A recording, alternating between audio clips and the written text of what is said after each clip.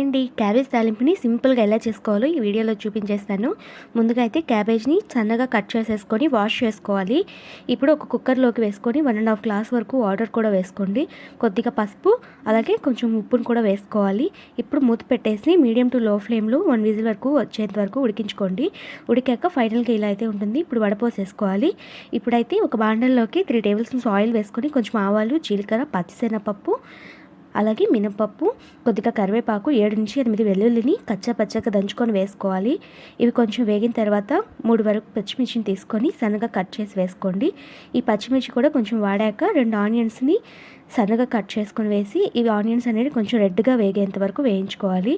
ఇప్పుడు మనం ముందుగానే వడపోసి పెట్టుకున్న క్యాబేజీని కూడా ఇందులో వేసేసుకొని ఒక 5 మినిట్స్ పాటు లో ఫ్లేమ్లోనే వేయించుకోవాలి మిక్స్ చేసుకుంటూ.